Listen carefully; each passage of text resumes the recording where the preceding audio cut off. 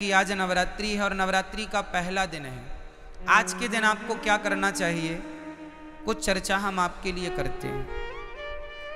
जैसे आज नवरात्रि है तो आप सभी को आज घर में दीपक जलाकर पूजा करनी चाहिए। और नवरात्रि का अर्थ कई लोग कहते हैं, आप लोग समझते नहीं हैं, सनातन धर्म की गूढ़ता को लोग जानते नहीं हैं।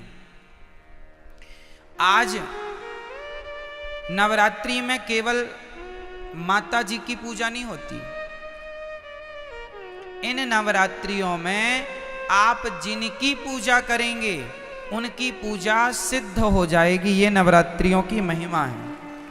ये नवरात्रि में जो 9 दिन होते हैं ये ईश्वर की तरफ, ईश्वर इस समय पृथ्वी के बिल्कुल करीब होते हैं भक्तों की पुकार सुनने के लिए। कुल मिला के ये कहें कि जैसे गर्मियों की छुट्टी में आप लोग मन बना लेते हैं, चलो घूम आवें, अब बच्चों की पढ़ाई लिखाई नहीं है, चलो थोड़ा कहीं घूम आवें, तो कोई कहीं कोई कहीं गर्मियों की छुट्टी में लोग निकल जाते हैं। उसी तरह भगवान साल में 2 बार पृथ्वी के समीप आते हैं देखने के लिए कि भक्तों का क्या चल रहा है। तो 9 दिन का भगवान छुट्टी का टाइम निकाल के 9 दूनी 18 साल में 18 दिन, नवरात्रि के 9 दिन ये, नवरात्रि के 9 दिन वो। इन नवरात्रियों में विशेष रूप से कौन, माँ अपने बच्चों को देखने आती है कि मेरे बच्चे कैसे हैं। हम सभी कौन हैं, बच्चे हैं। किन के बच्चे हैं, माँ। कौन है वो हमारी माँ, कौन माँ, कौन माँ। कोई कहे अम्बे माँ, कोई कहे दुर्गा माँ, कोई कहे लक्ष्मी माँ, कोई कहे भद्रकाली माँ, कोई कहे काली माँ, कोई कहे चंडी माँ। तो ये बताओ देवियां कितनी होती हैं, बोलो मेरी माँ।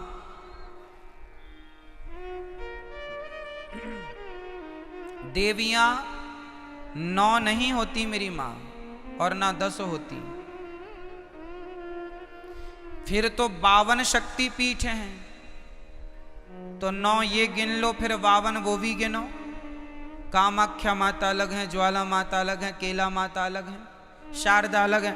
नवरात्रि में 9 में शारदा थोड़ी आती हैं, 9 में कामाख्या माता थोड़ी आती हैं। तो फिर 52 वो गिन लो और 9 ये गिन लो, तो फिर ये सब कोई गणना नहीं है। गिनती क्या है वो हम आपको नवरात्रि की सच्चाई आपको बताएंगे। एक्चुअली हमारी माता एक ही माता है, एक ही माता है। कौन सी माता, हमारी सबकी एक ही माता है, जिन माता का नाम है लक्ष्मी माता। उन्हीं लक्ष्मी माता का एक नाम है दुर्गा। जैसे पानी और नीर और जल, कितने नाम हो गए, 3 नाम हो गए, नाम 3 हो गए, पर बात एक ही है, तत्व एक ही है। आप कहेंगे पुष्प, सुमन, फूल, एक ही ना बात है, क्यों जी, सही है। जैसे किसी एक वस्तु के पर्याय अलग होते हैं, पर्यायवाची हैं ये। आकाश को हम गगन भी कहते हैं, आकाश भी कहते हैं, अंबर भी कहते हैं, बहुत सारे पर्यायवाची मिल जाएंगे आपको। उसी प्रकार जैसे पुष्प के अनेक पर्यायवाची हो सकते हैं और होते हैं, सूर्य के अलग पर्यायवाची होते हैं, सूर्य है, भास्कर है, आदित्य है ना, भौमाय नम भौम है, सब सूर्य भगवान के नाम हैं। जैसे सूर्य भगवान के 12 नाम हैं, जैसे पुष्प के अनेक नाम हैं, उसी प्रकार से देवी एक है, माता भगवती लक्ष्मी। उन लक्ष्मी को कोई दुर्गा कहता है, कोई भद्रकाली कहता। प्रथमम शैलपुत्री चा, आज शैलपुत्री की पूजा होती। शैलपुत्री मतलब माता पार्वती। शैल मतलब पत्थर की बेटी अर्थात हिमालय की बेटी। प्रथमम शैलपुत्री चा द्वितीयम ब्रह्मचारिणी, कल ब्रह्मचारिणी मैया की पूजा होगी। ये ब्रह्मचारिणी मैया कौन है? कल दूसरे नंबर पर जो ब्रह्मचारिणी मैया है वो मैया है वैष्णवी मैया, जो ब्रह्मचारी रूप में आज भी ब्रह्मचारी है ना माता जी, विवाह नहीं हुआ उनका। प्रथमम वैष्णव माता जी ब्रह्मचारी रूप में है। तो पहली पूजा पार्वती माँ से स्टार्ट होती है और दूसरी पूजा, तो देखो चाहे आप शैलपुत्री कहो या ब्रह्मचारिणी कहो, तत्व एक ही है। वो एक ही तत्व है, लक्ष्मी तत्व। भाई ये बताओ, आपकी बेटी को क्या कहते हैं आप? बोलो। बेटी नहीं कहते आप कहते हैं हमारे घर लक्ष्मी आई है। हाँ या ना? अच्छा, आप अपनी बेटी को लक्ष्मी कहते हैं, तो आप लोग अपनी बेटी को क्या कहते हैं? आप भी अपनी बेटी को लक्ष्मी। मतलब इस धरती में चाहे बेटी हो, अरे हमारे भारत में बहुओं को भी लक्ष्मी कहा जाता है। जब घर में बहू आती है तो हमारे यहाँ कहते लक्ष्मी के पांव पड़ते ही घर में सब मंगल हुआ है। क्यों? हमारे यहाँ बेटी को क्या कहते हैं और बहू को क्या कहते हैं? और माँ क्या होती है? बोलो, माँ क्या है? माँ भी लक्ष्मी है। सही है। कुल मिला के हम लोग अभी नवरात्रि में कन्या जिमाते हैं ना, कन्या भोजन कराते हैं, तो क्या सोच के कराते हो कि हमारे घर माता लक्ष्मी आई। दुर्गा मान लो, लक्ष्मी कहो, शारदा कहो, भद्रकाली कहो, महाकाली कहो, चंडी कहो, कुछ भी कह लो, पर्यायवाची हैं। तत्व एक ही है, लक्ष्मी तत्व। श्रीश्चते लक्ष्मीश्च पत्न्या बहोरात्रि पार्श्वे नक्षत्राणि। कहने का तात्पर्य यह है, वेदों में एक ही तत्व की उपासना है, श्री तत्व मतलब लक्ष्मी तत्व। वही लक्ष्मी तत्व दुर्गा के नाम से जानी जाती हैं। मैहर में उन्हें ही शारदा कहते हैं। अनेक रूप है ना, जैसे वृंदावन में बिहारी जी हैं, उड़ीसा में जगन्नाथ जी हैं, तो क्या ये दो हो गए? वृंदावन के बिहारी जी और उड़ीसा के जगन्नाथ जी क्या ये अलग अलग हैं? भाई वही कृष्ण उड़ीसा में जगन्नाथ बन के बैठे हैं, वही श्री कृष्ण वृंदावन में बिहारी जी बन के बैठे हैं, वही द्वारिका में द्वारिकाधीश हैं, वही पंढरपुर में विठ्ठलनाथ हैं, वही श्रीनाथ हैं। एक ही तत्व, अनेक रूप रूपाय विष्णवे प्रभु विष्णवे। उसी प्रकार एक ही परम तत्व है और वह है लक्ष्मी तत्व। वही लक्ष्मी आज प्रथमम शैलपुत्री चा, आज वही लक्ष्मी क्या बन के पूजेंगी? आज वही लक्ष्मी माता पार्वती बन करके पूजेंगी, जगत जननी कहलाएंगी। आज उनके हम पार्वती स्वरूप का पूजन करेंगे। तो आप लोगों को घर में दीपक जलाकर आज माँ भगवती का ध्यान, लक्ष्मी जी का ध्यान करना चाहिए। हे माँ, हमारे घर में ये आपका ही घर है, आप हमारे मन मंदिर में आकर बैठ जाइए, हमारी बुद्धि को निर्मल कीजिए, हम सदा आपकी सेवा करते रहें, हम सदा आपकी आराधना करते रहें और हमारे घर में ये खुशियों का दिया सदा जलता रहे, ये ज्ञान का, ये भक्ति का दीपक सदा प्रज्वलित होता रहे। आज के दिन आपको राम रक्षा स्तोत्र, नारायण कवच का पाठ करना चाहिए। जो भी पाठ करेंगे, कुछ ना आवे तो श्रीमन नारायण आप आज श्रीमन नारायण का जाप करें तो वह नारायण का जाप भी सिद्ध होगा। आप यदि ओम नमः शिवाय का भी जाप करें तो आज जो भी जपेंगे वो सिद्ध होगा। आप ओम नमः शिवाय जपें या गंग गणपतये जपें या दुर्गा माता जी का मंत्र जपें या फिर आप श्रीमन नारायण जपें, जो भी आज जपेंगे आज मतलब 9 दिन तक निरंतर, वो आपका सिद्ध। इसलिए ये 9 दिन विशेष पूजा पाठ के लिए निकाले जाते हैं। साल भर आप फुर्सत नहीं पाते, समय मिलता नहीं है, 9 दिन का समय निकाल लो और पूर्ण रूप से भगवान के होकर भगवान की शरण में रहो। ये नवरात्रि है। ठीक है, जो आप जपेंगे उसमें आपको सिद्धि प्राप्त होगी। तो इसलिए इन 9 दिनों में बहुत अच्छे से हमें अपना जीवन आनंद पूर्वक व्यतीत करना चाहिए।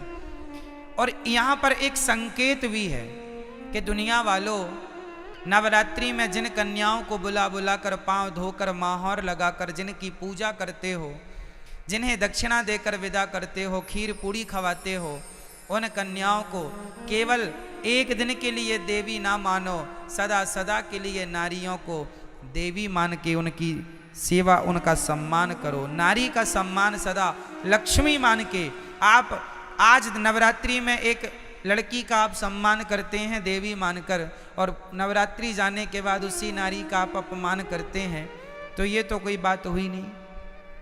नारियों का सदा सम्मान बना रहे। देखो हमारे सनातन धर्म में नारियों का कितना बड़ा आदर है, कितना बड़ा सम्मान है। दुनिया के किसी धर्म में, मजहब में नारियों का इतना बड़ा सम्मान नहीं है। हमारे यहाँ भगवान मानकर नारियों को पूजा जाता है, देवी मानकर पूजा जाता है। और केवल नवरात्रि में नहीं, नवरात्रि आई तो नवरात्रि के द्वारा तुम ये मान लो कि भाई ये सदा सर्वत्र पूज्य है। नारी तो सदा पूज्य है, केवल नवरात्रि में नहीं, ऐसा नहीं, सर्वत्र सब जगह हमेशा 365 दिन। तो नवरात्रि की बड़ी महिमा है। इन नवरात्रियों का पूजन भागवत जी में आता है कि भगवान श्री कृष्ण के जब जामवंत जी से युद्ध करने भगवान गए, तब उनकी अनुपस्थिति में 9 दिन का द्वारिका में एक महायज्ञ हुआ था देवी जी को प्रसन्न करने के लिए। तो नवरात्रि तो भगवान श्री कृष्ण भी मनाते थे, नवरात्रि तो भगवान श्री राम भी मनाते थे। तो आप सभी को नवरात्रि की लाखों लाख शुभकामनाएं, बधाई, आपका जीवन मंगलमय हो। आज के दिन आप लोग अपने घर में कम से कम एक कन्या को बुलाइए शाम को, और एक कन्या का भोजन कराइए। पहले दिन एक कन्या को भोजन कराना चाहिए, एक से ज़्यादा भी हो जाए चलेगा, कम से कम एक। पहले दिन हमेशा एक कन्या, दूसरे दिन 2 कन्या, तीसरे दिन 3 कन्या, चौथे दिन 4, 5वें दिन 5, छठे दिन 6, 7वें दिन 7, 8वें दिन 8 और 9वें दिन 9 कन्याओं का भोजन करें। और अपने घर में कन्याओं को जरूर बुलाकर उनका सम्मान करके उनको आदर सहित भोजन कराइए, चरण धोइए। और यदि कन्या ना मिले तो कोई बात नहीं, अपनी माँ के चरण धोकर अपनी माँ को श्रद्धा से भोजन कराओ, ये सोचकर कि ये भगवान है, माँ है। माँ आपके घर में कन्या ना हो तो माँ तो है, तो माँ की चरण धोकर माँ का सम्मान कीजिएगा। ठीक है, ये नवरात्रि में देवी का पूजन। तो देवी तुम्हारी माँ देवी नहीं है क्या? क्यों? माँ से बड़ी कोई देवी है? इसलिए अपनी माँ, माता जी घर घर बिठाते हैं, हर गली चौराहे में माता जी बैठती हैं ना। हम कहते हैं कि आप मिट्टी की माता जी बनवा के बिठाते हैं, अच्छा है, सम्मान कीजिए, श्रद्धा रखिए, अच्छा है, सब ठीक है। पर वो माता जो मिट्टी की बनी है, उन माता में श्रद्धा तो रखिए, पर उनसे ज़्यादा उस माता में श्रद्धा रखिए जो परमात्मा ने बनाई है, जिसे आप अपनी माँ कह के बुलाते हैं, माता। उसका तो असली नाम माता ही है, माँ है। विडंबना तो ये है कि आज लोग मंदिरों में जाके माता जी को तो जल चढ़ाते हैं, माता जी की जय जयकार करते हैं, पर खुद की माता जी भूखी मर रही हैं, खुद की जन्म देने वाली माता प्यासी मर रही हैं, और आप जय माता दी के नारे लगा रहे हैं। इससे फायदा क्या है ये बताइए। कई लोग ना बड़ी होड़ करते हैं, खासकर नवरात्रियों में। क्या होड़ करते हैं कि उन्होंने भंडारे में 50,000 खर्च किया, हम 1 लाख का भंडारा करेंगे। उस कॉलोनी में 2 लाख का भंडारा हुआ, हम 3 लाख का भंडारा करेंगे। क्या होगा इससे? तुम देवी को खुश कर लोगे? अरे ये ना देखो कि भंडारा कितना बड़ा करना है। ठीक है, जरूरतमंदों को भोजन कराना जरूरी है, ठीक है, कराना चाहिए, अन्नदान श्रेष्ठ दान है। पर ये मत भूलिए कि आप अपनी 50,000 का भंडारा तो आप करा रहे हैं, सबको खिला रहे हैं, पर खुद की माँ बुढ़ापे में अलग बनाकर खा रही है, तो आप कौन सी देवी को खुश कर रहे हैं? क्या आपके इस व्यवहार से आपकी खुद की माँ भूखी मर रही है और आप सबको भरपेट भोजन कराएं, क्या आपके इस व्यवहार से माँ भगवती प्रसन्न हो जाएगी? इसका विशेष ध्यान रखना चाहिए। और हम सभी को इंसानों को भगवान मानना चाहिए। किसको भगवान मानना चाहिए? हमारी माँ भगवान है, हमारे पिता भगवान है, हमारे पति भगवान है, हमारे गुरु भगवान है, हमारे अतिथि भगवान है। जो इनमें भगवान का दर्शन कर लेगा वो फिर पत्थरों में भी ईश्वर का दर्शन कर लेगा। जो इंसानों में ना कर पाया वो पत्थर कभी नहीं पूजता रहे, झूठा पूज रहा है, झूठा ही है ना। कबीर जी लिखते हैं कि पाहन पूजे हरि मिले, पाहन मीन्स पत्थर होता, पाहन पूजे हरि मिले तो मैं पूजू पहाड़, तासे तो चक्की भली जो पीस खाए संसार। पत्थर ही पूजना है तो तुम्हारी चक्की भी पत्थर की होती है, उसी को पूज लो, क्योंकि वो तो कम से कम तुम्हें आटा देती है पीस के। पत्थर ही पूजने हैं तो चक्की को क्यों नहीं पूजते? तो पत्थर पूजने की बातें नहीं है हमारे सनातन धर्म में। हमारे यहां मंदिर बाद में बने हैं। सनातन धर्म की गहराइयों को समझना पड़ेगा। कई लोग कहते हैं सनातन धर्म में तो पत्थर की पूजा होती है। ना जी, हमारे यहां पत्थर की पूजा नहीं होती। किसकी पूजा होती है वो मैं आपको आज स्पष्ट कर देता हूं। सुनो, हमारे वेद कहते हैं, पहला वाक्य है मातृदेवो भव, पितृदेवो भव, आचार्य देवो भव, अतिथि देवो भव। ये 4 वाक्य वेद का पहला मंत्र है। ये वेद यहां से शुरू होते हैं। पहली आज्ञा वेदों की क्या है? मातृदेवो भव, मां को भगवान मानकर सेवा करो, ये वेदों की पहली आज्ञा है। पिता को भगवान मानकर उनकी सेवा करो, ये वेद की दूसरी आज्ञा है। अतिथि को भगवान मानकर सेवा करो, ये तीसरी आज्ञा है। और गुरु को भगवान मानकर सेवा करो, ये चौथी आज्ञा है। अब सोचो, ध्यान से समझना, जो व्यक्ति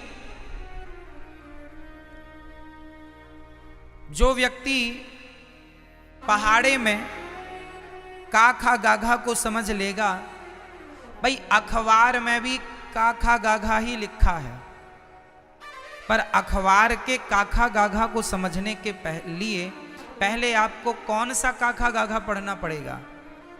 स्कूल में जाकर, स्कूल में हमें बुक मिलती है, उसमें जो काखा गाघा लिखा है उसको पहले मास्टर जी समझाते हैं। जब आप स्कूल जाके काखा गाघा समझ लेंगे तो फिर अखबार का काखा गाघा समझ में आ जाएगा।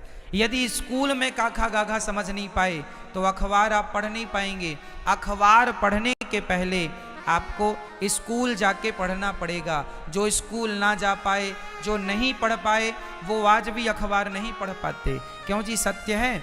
अखबार पढ़ने के पहले क्या पढ़ना पड़ेगा? स्कूल में जाके आपको अपनी शिक्षा पूरी करनी पड़ेगी, तब कहीं जाकर हिंदी का बोध होगा, तब हिंदी का अखबार पढ़ पाएंगे। इंग्लिश का बोध होगा, इंग्लिश का अखबार पढ़ पाएंगे। उर्दू का बोध होगा, उर्दू का अखबार पढ़ पाएंगे। अखबार पढ़ने के पहले कुल मिला के आपको पहले स्कूल जाना पड़ेगा। क्या ये बात सत्य है? बोलो हाँ या ना। उसी तरह जैसे स्कूल में काखा गाघा समझ लिया एक बार, उसके बाद दुनिया में कहीं काखा गाघा लिखा हो हम तुरंत समझ लेंगे। और स्कूल में नहीं समझा तुमने काखा गाघा तो फिर जमाने में लिखा तो है, तुम समझ नहीं पाओगे कि लिखा क्या है। आप देखो यहां बहुत कुछ लिखा है, कौन समझ पाएगा? जिन्हें अक्षरों का ज्ञान है, ज्ञान ही नहीं है, 52 अक्षर का कोई ज्ञान नहीं है, नॉलेज नहीं है, तो लिखा तो बहुत कुछ है, कहां कोई पढ़ पा रहा है।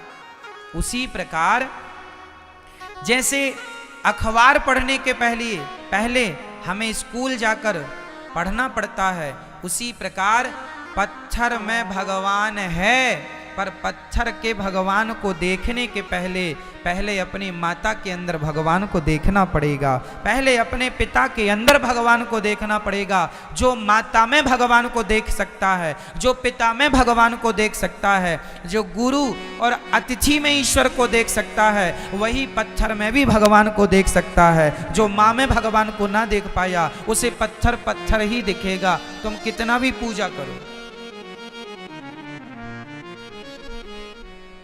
पत्थर है, कहते हैं, कहावत सुना होगी आपने, अनपढ़ के लिए काला अक्षर भैंस बराबर। अनपढ़ के लिए कहावत है काला अक्षर, सुनी कहावत ये वाली कि नहीं? क्या अर्थ है इस कहावत का? अनपढ़ है उसे तो काला काला दिख रहा है, भाई पुस्तक लिया तो अखबार लिया है, बस अब काला काला, क्या काला काला पूत दिया।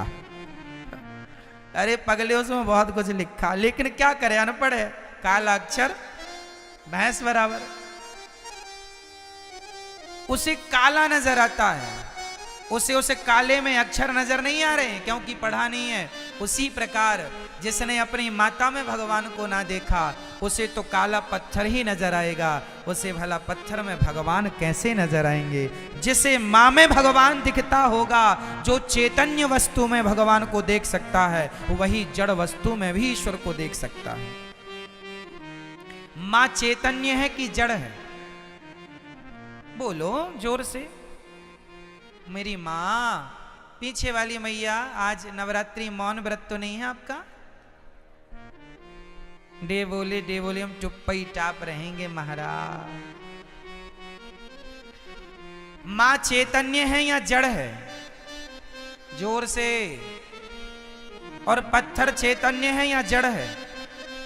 मां चैतन्य है जबकि पत्थर जड़ होता है। तो जो व्यक्ति चैतन्य मां में ईश्वर का दर्शन कर सकता है, जो चैतन्य में भगवान को देख सकता है, वही जड़ में भी भगवान को देख सकता है। जो चैतन्य में ना देख पाया, उसके लिए काला अक्षर भैंस बराबर है।